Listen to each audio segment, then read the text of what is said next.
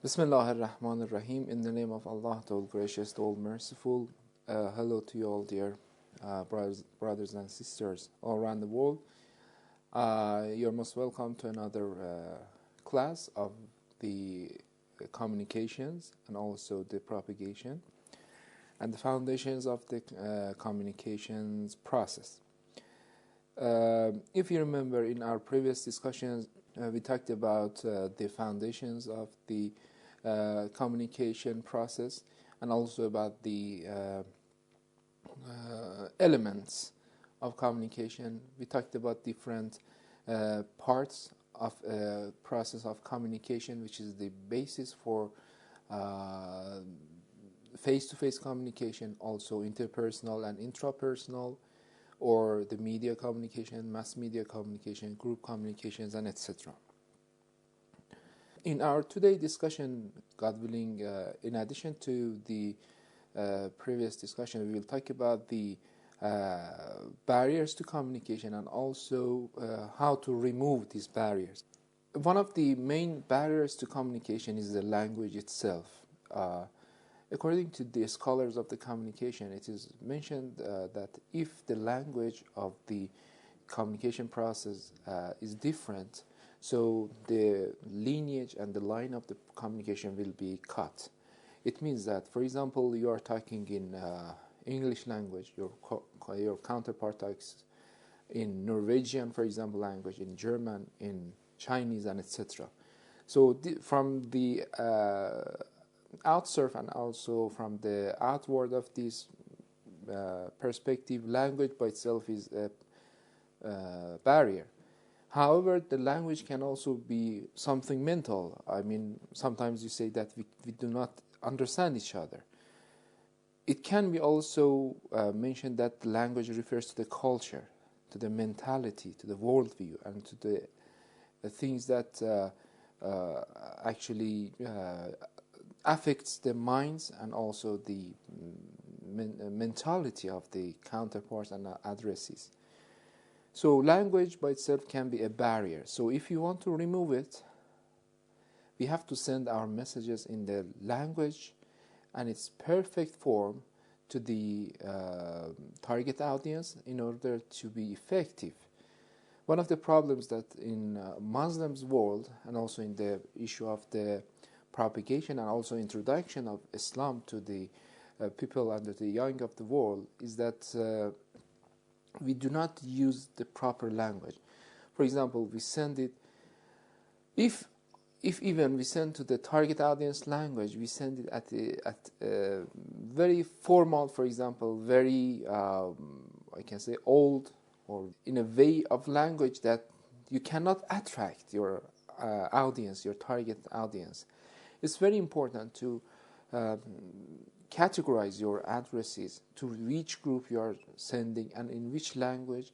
And also inside language, there are different accents, there are different jargons, okay, and there are different, we can say, expressions. So we have to know them, know these kinds of expressions and also jargons and also accents, and that's the best way of communication.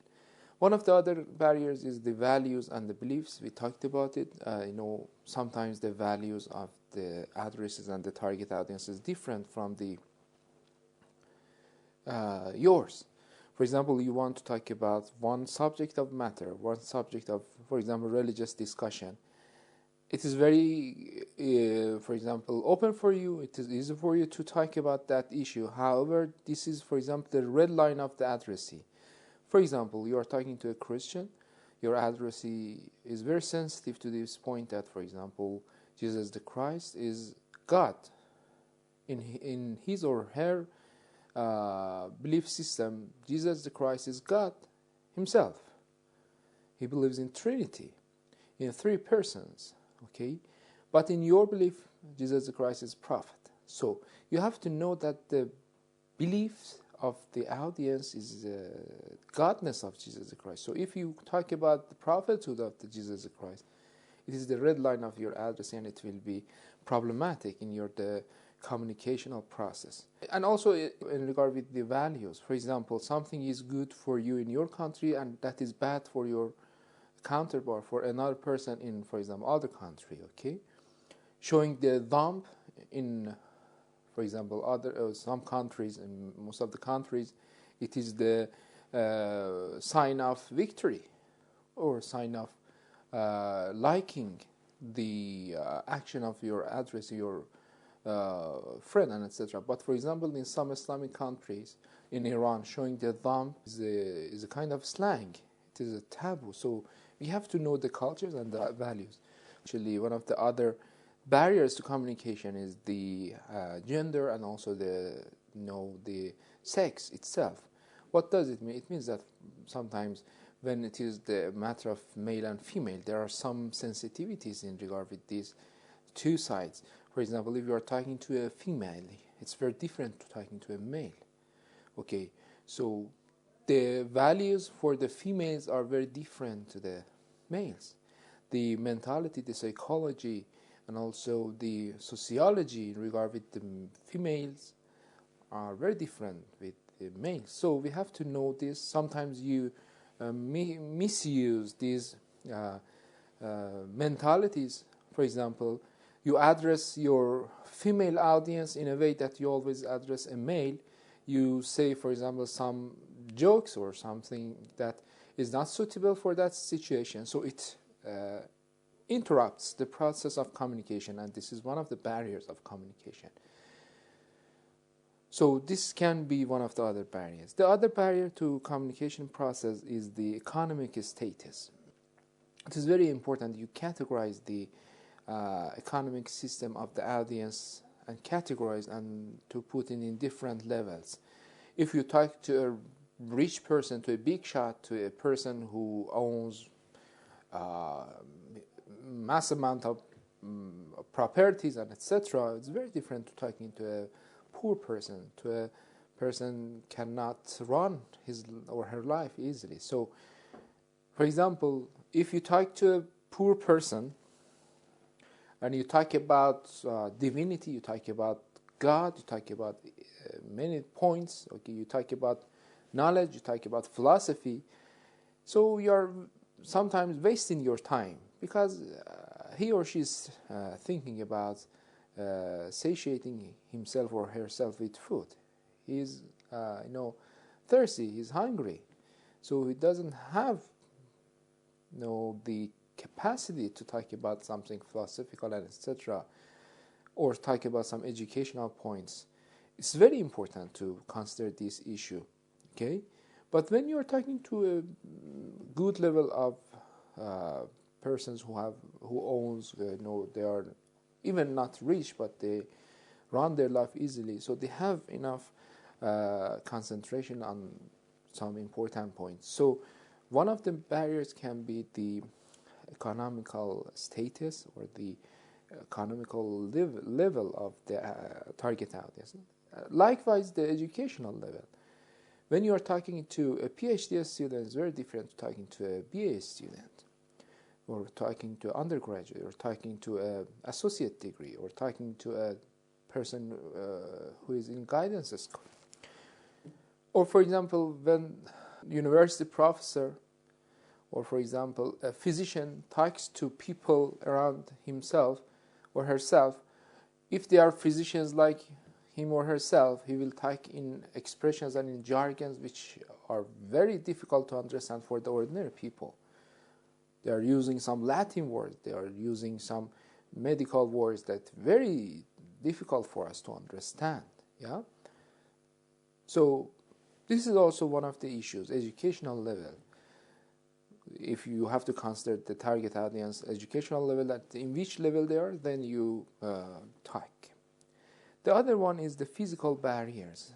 The physical barriers, which are the barriers for the communications, are different types. Sometimes you want to talk to the target audience in a class. You don't have whiteboard, you don't have marker, you don't have LCD, you don't have computer, you don't have PC, you don't have laptop, or etc.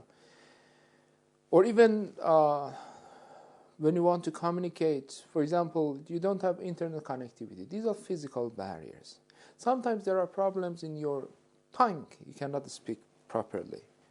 Okay. Sometimes you are suffering from aphasia, a kind of linguistic problem in your brain that you repeat the words. Okay. You are suffering from a kind of redundancy. So this is one of the other issues that you have to consider, the physical barriers. So having problems in face, in language, in tongue. For example, you are not using neat appearance in a public space, in a public atmosphere. You come out as if you are sitting at your home. So it is a kind of barrier. You have to have a neat appearance. You have to be official to come to the university, to the working place, to the office. So if you are suffering from a kind of physical barrier, so it's a kind of also barrier toward the issue of communication process. So the physical barriers are also the barriers for communication. Attitude, sometimes the attitude is very different. Your attitude is different from, as a matter of fact,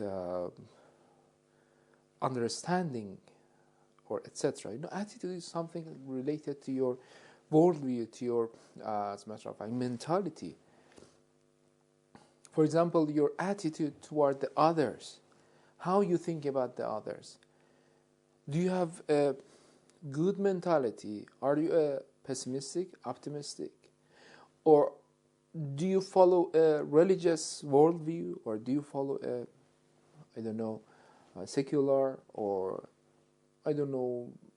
atheistic worldview? Which worldview do you have?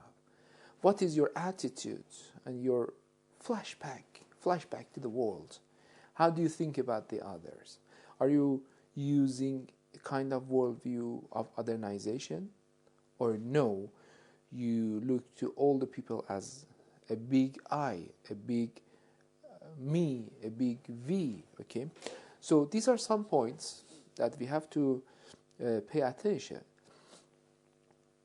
So attitude can be one of the barriers. So if you don't know the attitude of the others toward you, and also if audience doesn't know or audiences are not aware of your attitude toward them, so it can be a barrier. Maybe you are looking from one perspective to a problem and the other is looking from other perspective. So it can be problematic, So the attitudes are very different. For example, the attitudes and the perspectives of even one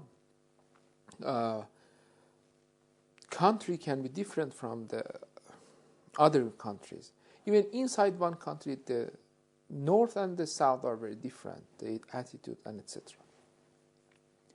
Timing can be also one of the other barriers. Timing is of two class or two kinds or types. Timing sometimes means that you pick up a subject and propose it in a timely and a very good opportunity and the proper time and space. Okay, for example, today in the news, they're talking about something. For example, at the moment that we are talking about, and I'm talking to you, it's about, for example, terrorist attacks in France, for example, about the Charlie and the Charlie Hebdo magazine, about the issues that had happened. So it is very on time to talk about this subject. You talk about, the occupation of Palestine by the Israelis, for example. These are the top 10. Or at the moment that I'm talking to you, for example, the letter of supreme leader to the young and youngsters in the US and also in the Europe. So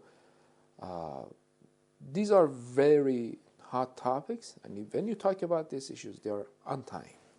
Sometimes you have to be timely. It means that you come to the class on time. You go out of class on time.